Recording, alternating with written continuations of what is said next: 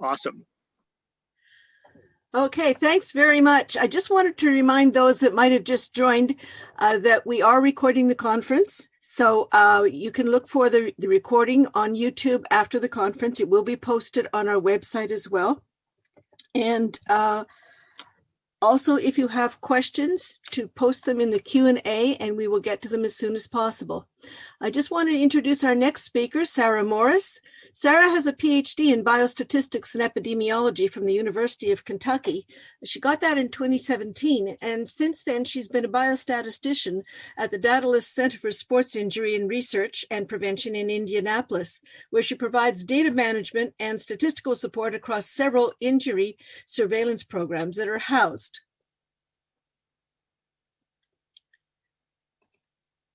at that center. Her research is focusing on utilizing injury surveillance data to evaluate return to play after sports-related injury, with the goal of assisting athletes in returning to participation safely and enhancing student-athlete health and well-being.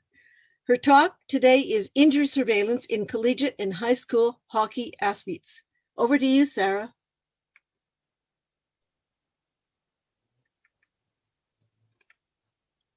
Hi, thank you. I am going to share my screen if that's okay.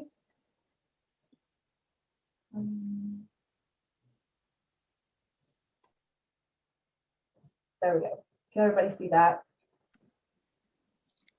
No. No. Okay. Oh, there it goes. Okay. Got it. Okay. Thank you so much, and thank you for that introduction, and thank you for having me. I think this is my third try now to speak at this conference, so I'm really happy to be here. So I am a biostatistician, as Shirley mentioned, at the Datalys Center for Sports Injury Research and Prevention in Indianapolis. So I'm just going to give a brief overview of the Datalys Center in general, and then talk about some college hockey. So we are a center that is staffed with sports injury epidemiologists and some athletic trainers and things like that on our staff as well.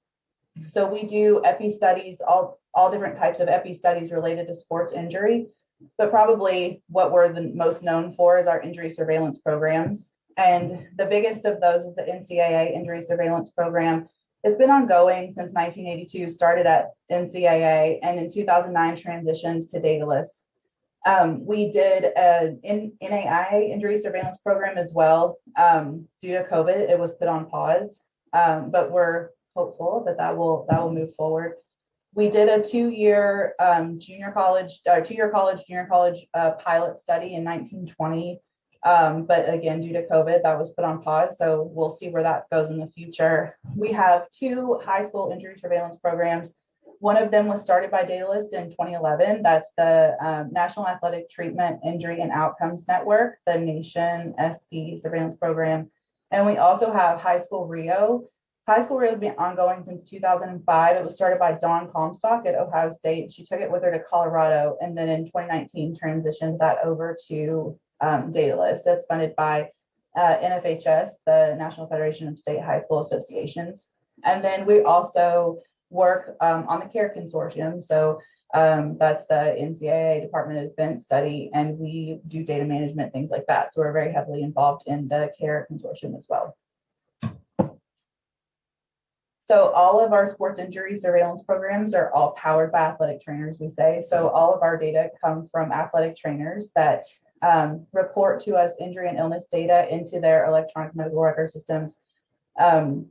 They also give us information on exposure. So any school sanctioned event in which the athlete is at risk for injury, they give us information on that exposure as well. So with a practice competition, walkthrough scrimmage, and then surface, things like that. And then in the High School Nation, we have an additional treatment component where we can collect from the ATs information on any services that they're providing to the athletes. And then all of our surveillance programs, as I'm sure you can imagine, are used to support evidence-based, data-driven decision-making. So we report a lot back to the NCAA. We work heavily with the Sports Science Institute. We report to different sports rules committees, and then the CS-MAS, the Committee on Competitive Safeguards and Medical Aspects of Sports at the NCAA. For the high school level, Nation is funded by NATA, and occasionally they do ask questions of us, but more with high school Rio, we're funded by NFHS, and they have a SMAC committee, the Sports Medicine Advisory Committee, that asks, that we report to often throughout the year. And then we also get questions from participating ATs. Most recently, we got a question from a college athletic trainer who, this was in basketball, just noticed that he had a lot of MCL injuries in women's basketball and wanted to see where he kind of stood relative to the rest of our participating schools. And we're able to give him that kind of 3-year aggregate and then walk him through being able to make a direct comparison to what he's seeing and where he might, if he's seeing more than he should or something like that. And then obviously scientific presentations and publications like this one or publications that are out there, our data support that as well. I wanted to show this just quickly because we don't have the luxury in high school or college of having one electronic medical record system for being able to look at, you know, in the case of college, collegiate ice hockey injuries. So we're not able to do that without, because all of the different schools have their own electronic medical record systems. We don't really have a way to do that without this common data elements approach that Datalys came up with in 2009. So there are common data elements from all of these different EMR systems, and we work with vendors to certify them. And the certification process essentially just means that we connect so that they can push data to us. And we pull out those common data elements that give us our injury database. And then we have automated manual quality control. So we go back to ATs. Did you mean to enter this? Maybe update this record, things like that. Until the end of the academic year, we clean those data sets and then they're locked and they're used for analysis, interpretation, disseminated to stakeholders and the scientific community at large. So I came across this table when I first started at Datalys, and I really like it. It's getting a little bit dated at this point, but I really wanted to show because as a statistician, not in this space, I worked on lots of papers, lots of grants, things like that, but I never really got to see fruit of that effort. And so I was really excited, even more excited about really starting at Datalys and being in this sports injury space, because you could actually see results from your work. And I wanted to highlight to 1995, too related to hockey. 1995 is getting a little old, but there was an analysis of concussion injuries that led to rule changes to reduce hitting from behind, contact to the head. And then in 2012, full cage face mask remain on the helmet to minimize facial and dental injuries. So those are just two policy changes from the NCAA at the collegiate level that our injury surveillance data were able to support that evidence to make those decisions. And as I've been at Datalys now for almost 4 years, and pre-COVID, when we were going to conferences, one of the things that was so interesting to me when I started going to conferences that were outside of like the more epidemiology, like injury epidemiology kind of conferences, was that people didn't know about Datalys or what we do, or that the injury surveillance program really existed outside of that space. So we do have a clearinghouse process, so you can request all of the data from our injury surveillance programs. Right now, the NCAA data is on moratorium. Hopefully, there's a lot going on at the association right now, so hopefully that moratorium will be lifted soon. But if anybody is interested in NCAA data, you can still reach out to me, and we can talk about different ways that you can get some information from the ISP. And then the high school program data are all available for request. So the high school nation, there's 5 years of data available for hockey in particular. It's boys hockey that was collected. There are 3 years of data from boys hockey in nation. And Rio's been collecting hockey since 2008, boys hockey. And there is, I think the most recent injury epi paper from Rio is, I think through maybe 8-9 through 12-13 academic years. So that's getting a little dated at this point, but those data are available for request, and there's application, and then it goes through review by our independent scientific advisory board. So I put some links here, one for requesting data. So it links to code books and variable listings for the different programs. And then also a link to our publications page. There are hundreds of publications that have been, that have used our data, and we try to link them and organize them by kind of level. So college and high school, and by the different programs. So you can see all of the work that's come from the injury surveillance programs housed at Datalys. So moving on to the actual data then, we do sports injury epidemiology. So what we do in surveillance is just kind of take a look at what's happening in injuries from year to year. So at the college level, all of the participation is voluntary. So you can see here, this goes back to 14-15. Participation was really high in 14-15 and then kind of dropped off in 15-16. So that was before me. And I have tried to figure out why it looks like that. And I can't find any reason for why there was a drop there. But you can see it kind of was steady in the teens, and then 18-19 participation increased after we had a push from the Sports Science Institute, the NCAA Sports Science Institute. Once the emails started coming from the NCAA instead of Datalys, teams were more interested in participating in our injury surveillance program. So that was really great for us. It bumped up participation.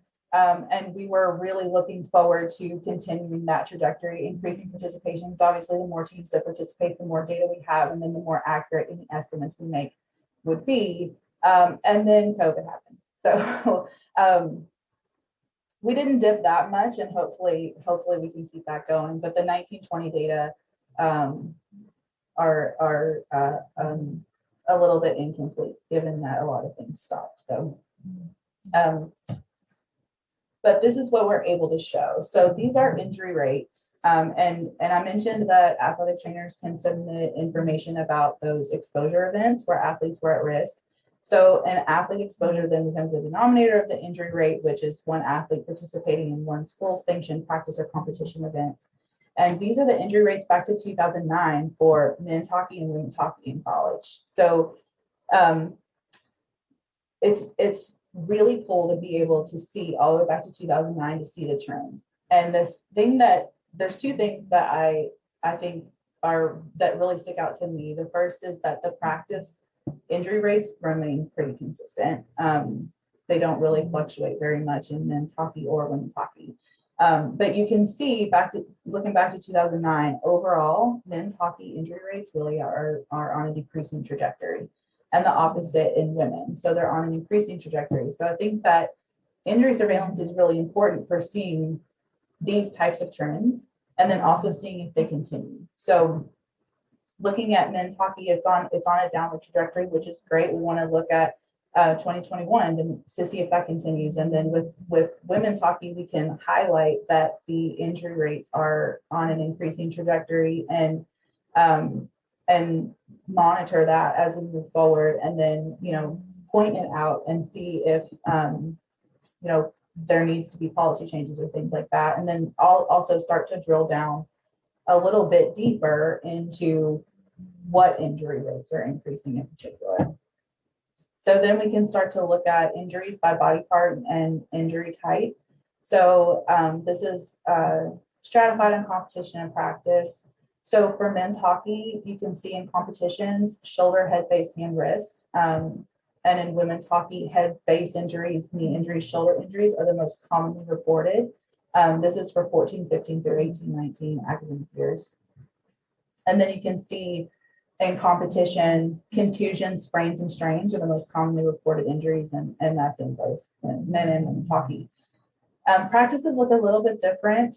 So men's hockey and practices, hip, groin injuries, trunk, shoulder injuries are the most commonly reported, and it looks similar in women's hockey. And then similar to competitions in practices, strains, contusions, and sprains, most commonly reported injuries. So we can look at we can look at the trends in the injury rate, and then we can start to drill down deeper and look at these specific body parts that are being injured, specific injury types, those types of things.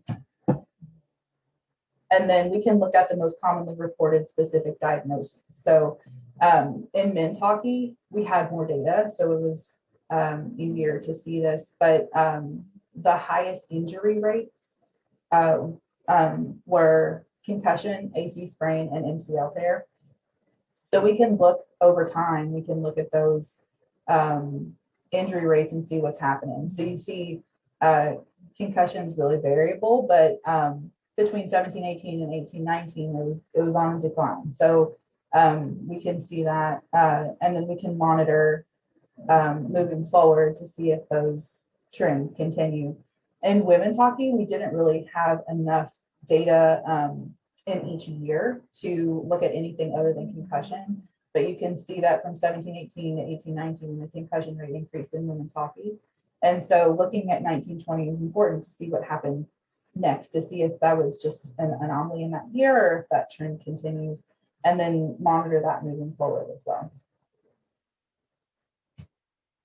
So those are the types of things that have been reported historically from injury surveillance data. And one of the challenges with the surveillance data is that an athlete is not in the data unless they're injured. So we don't really have any information about we don't have any information at all about the non-injured athletes or the injured athletes prior to their first injury, so of that season. So we don't have that piece of the puzzle. So analysis strategies really haven't gone much beyond, there aren't really a lot of biostatisticians in this space. There are very few of us. It's sports injury epidemiologist, and I wear both hats. And so one thing somebody said to me once is that epidemiologists love to divide. They love to divide things. So lots of rates, lots of rate ratios, things like that, but it's all very descriptive. And so I think that there's a lot of opportunity to advance the science and in this space in particular. And it's one of the things that I've been trying to work on. So there are some more sophisticated kind of modeling techniques that you can use in these data, but you really need statisticians, biostatisticians to do that, to help kind of advance that. So one of the things that I look at is return to play after injury. So one of my colleagues at the center, Avinash Chandran, recently showed it. He has a paper in JQAS where he showed that you can model time loss as a count of days lost, so the time loss piece, to reflect the recovery process if you account for latent injury severity. So there are characteristics about athletes that make them heal differently or return differently after injury. So if you model it in this way, you use a random effects Poisson model, and you have to do a little bit of manipulating this data to get it to a place where you can use it in that way. So we have days lost from participation, we have an injury date, we have a date that the athlete returned, so we can count the number of days between. But then we have the athletes that didn't return, and they could have returned, they could have not returned for several reasons. So it could be that the season ended before they were ready to return. It could be that maybe they were medically disqualified, and there's a lot of reasons why they could have not returned. But we are operating under the athletic season as our study period. So we just set, for those athletes that didn't return, we can set their date of return as the end of season date. And then we can calculate the number of days between their injury and the end of season. And then we can give them some kind of measure of time in that way.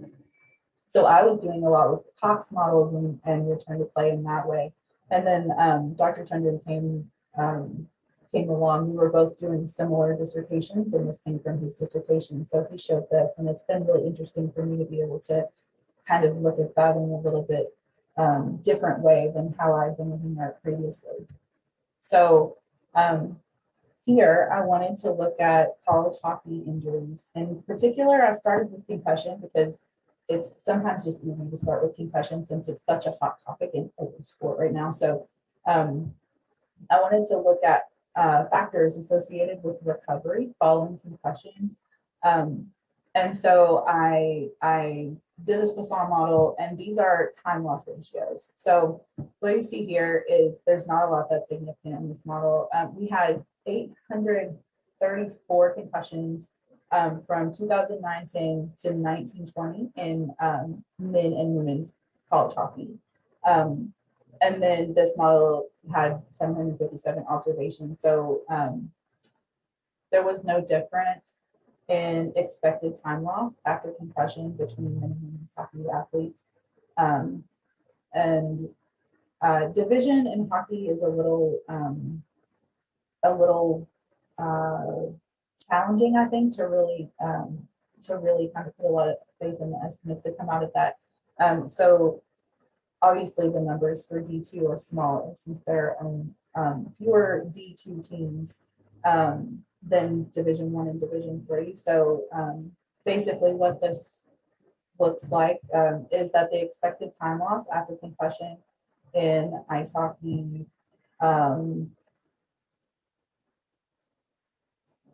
is shorter for D2 athletes compared to D3 athletes for injuries of similar severity.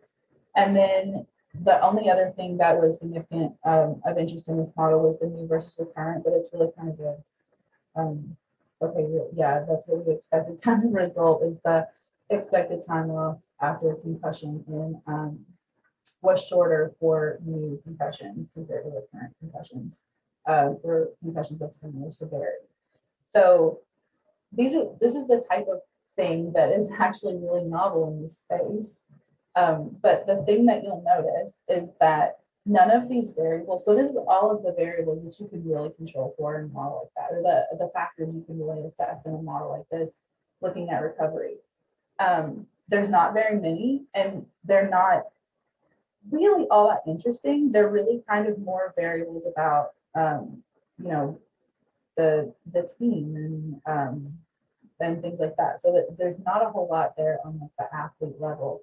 And so, and we recognize that, and it's one of the things that we were working on pre-COVID was, I think wearable technology is really kind of the thing that'll take this forward. So if we're able to connect with all of the information that comes from wearables and put that together with our injury surveillance data, I think then we'll have some really interesting things that we can start to talk about. We'll have information on injured and uninjured athletes. We'll have information on the injured athletes before they were injured. So we can really start to come up with some robust models to start to answer some really, really interesting questions. And I think that that's really our next step.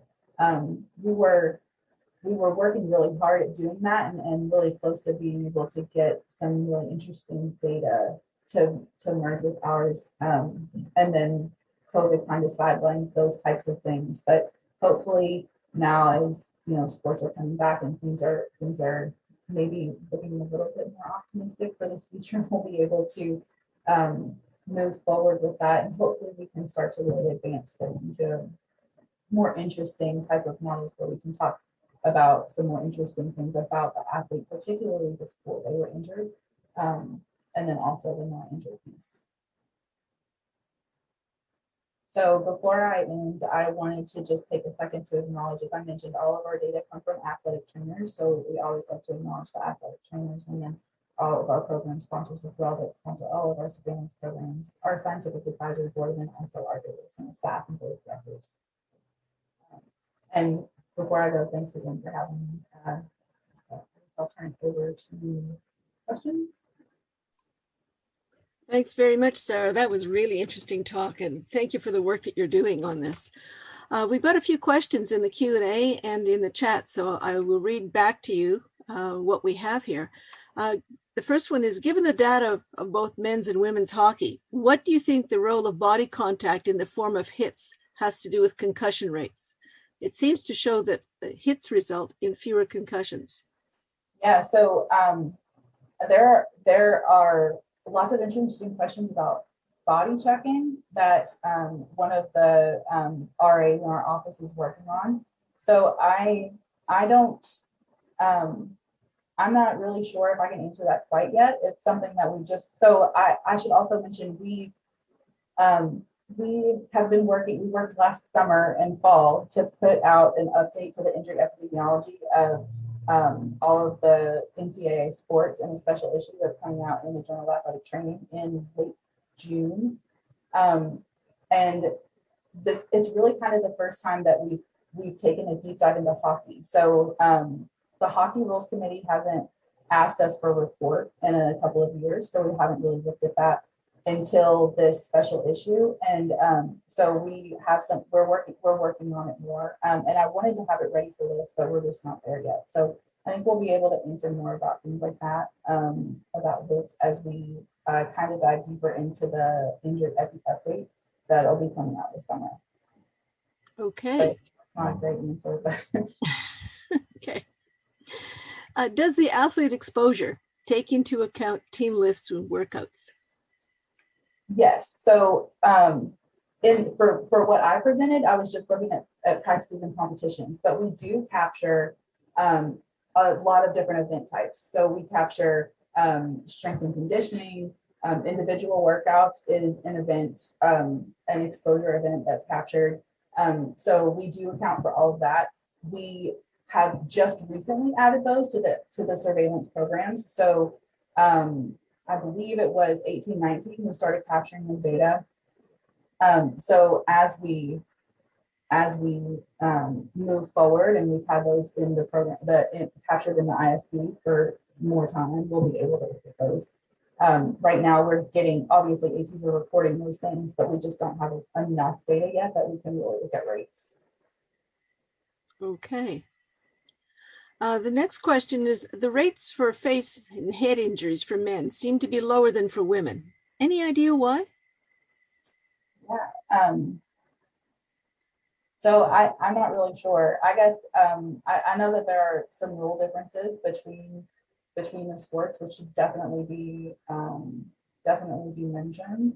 So I think that it's likely that, and I think that takes me back to the policy piece, which was one of the interesting things is that I think that in making these legislative changes and policies, I think that that the NCAA really does try to make evidence-based decisions. So I think that those rule changes perhaps might be the cause of that, or those rule differences might be the cause of that. Okay.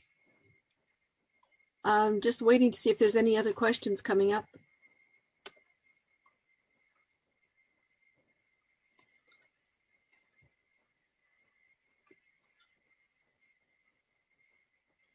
Oh, I think we're right on time and there's no other questions. So thank you very much, Sarah, for a really interesting talk. As I said, I'm really interested in the work that you're doing. I do have one question myself, and that is, as an academic, how hard is it for me to get access to some of these data sets? Yeah, so the high school data sets, not hard at all. It's pretty simple. Just through the DISC process, the high school data sets are readily available. NCAA, and I should say, we own those data. So Datalys actually can have more of an influence over approving or disapproving those applications. The NCAA piece is a little bit more challenging because those data, even though we manage the injury surveillance program, they're still owned by the NCAA. But we do a lot of studies internally. We work with external researchers quite often. So we're able to work on, if you have a specific research question or something like that, we are always looking for collaborators, people to work with. So if there is any interest, I am happy to discuss that. We can't turn over the raw data until the moratorium are lifted, but we have biostatisticians, epidemiologists in-house that are always interested in working on projects, so we can definitely put together a team to work on anything if anyone has any interest.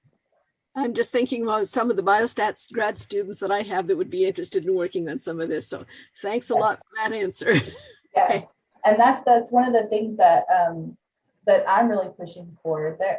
There are very few biostatisticians in this space, and we need more to advance the science in this space. We really do need more. So if there's any interest in injury or putting together injury performance, those types of things, it's prime opportunity right now because it's just sitting there ready to go forward. We just need the people to do it. Great. Thank you so much, Sarah. We're right on time now, and we're going to break. So we'll be back at noon. Stay tuned for at noon, where we go into the Big Data Cup, the college finals. Thanks for attending.